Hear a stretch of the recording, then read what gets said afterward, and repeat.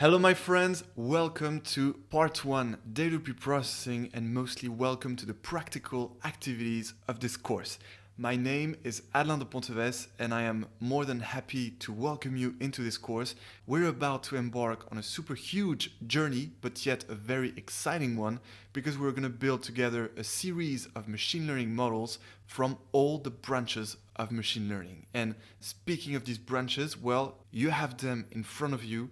That's the whole folder of this machine learning A to Z course, structured into all the different branches of machine learning, from data preprocessing, regression, classification, clustering, association rule learning, reinforcement learning, NLP, and deep learning.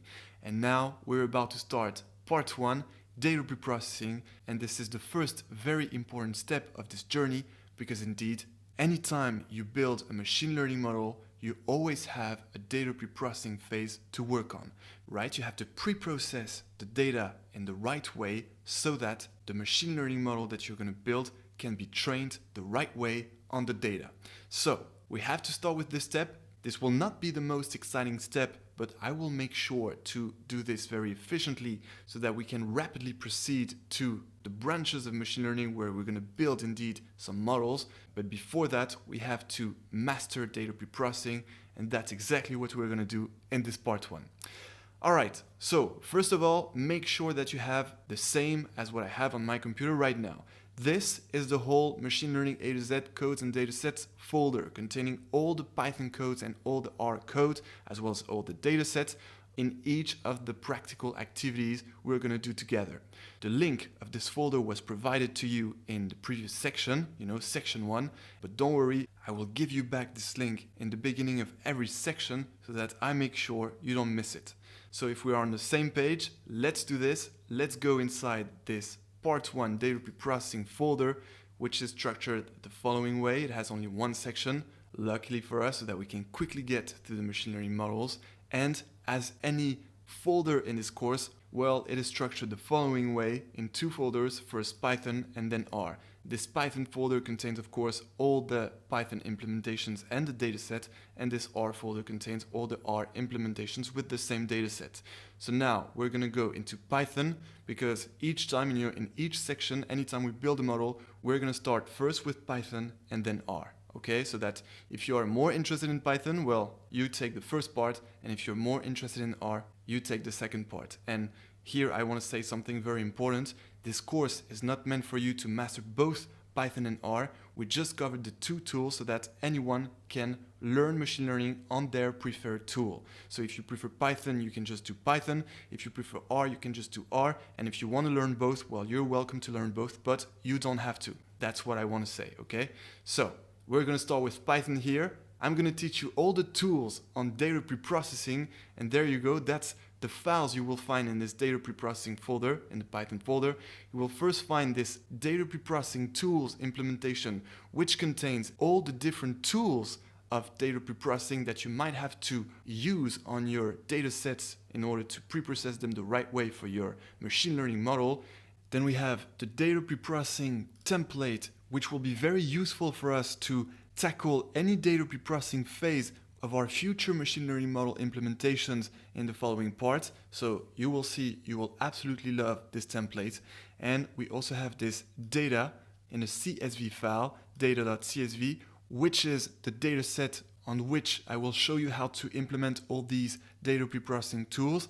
And just to give you some context, let's say that this data set belongs to a retail company that collected some data from their customers, whether or not they purchased a certain product. So here each of the rows correspond to different customers, and for each of these customers, well, this company gathered their country, their age, their salary, and whether or not they purchased their product. All right, so that's a simple data set, but I wanted to use a simple one so that we can really focus on all the tools we're going to learn in this section. And speaking of them, well, now I suggest that we start this data preprocessing tools implementation, because indeed this course is really action-based. You're going to learn by doing in this course, and therefore for this implementation and each future implementation, we will re-implement it from scratch. And so there you go, our first implementation will be for all the data preprocessing tools. And now we're going to open this file, and as I explained in the first section of this course, you can either open it in Google Collaboratory by just double-clicking here, or on Jupyter Notebook if you don't like Google Collaboratory.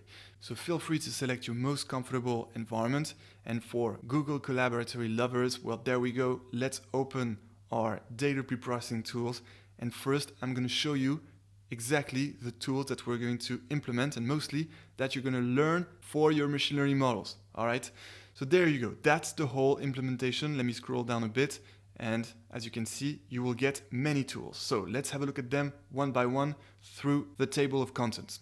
So the first thing I'll teach you is how to import the libraries. These are the libraries we will always use in any machine learning model implementation, so we will include them in the template so that they can be ready to use for our implementations.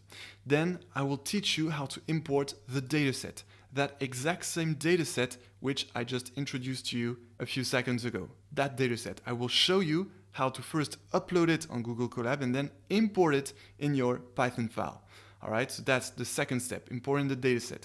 Then I will teach you how to take care of missing data, because indeed, in most of the datasets you'll work with in your machine learning career, you might encounter some missing data. And that's the case here for our dataset. As you can see, there is a missing salary here and a missing age, and I will teach you exactly what to do in order to handle this. There are some techniques which are the most relevant to then, optimize the training of your machine learning models, and I will show you the best of these techniques. All right, then after taking care of the missing data, I will teach you how to encode categorical data, whether it is the independent variable, which is your predictors, or the dependent variable, which is what you want to predict. So as you can see in our data set, well, we have actually two categorical variables. We have this one, the country column, containing indeed 3 categories, France, Spain, and Germany, as opposed to all these numerical values in the other variables. And also we have this categorical variable containing 2 categories, yes and no. All right, so I will teach you what to do with that situation so that then you can be ready to pre-process any data. After this, I will teach you how to split the data set into the training set and the test set.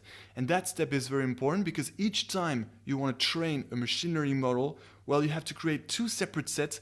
One training set where you're going to train your machine learning model to understand the correlations inside your data set, and one test set that you're going to use to evaluate your machine learning models. And that, therefore, on new observations, because the test set, is like new data on which the model wasn't trained. So that's very important to do this in order to check that indeed there is not overfitting, when your machine learning model is trained too well on the training set, so well that it doesn't perform well on new observations.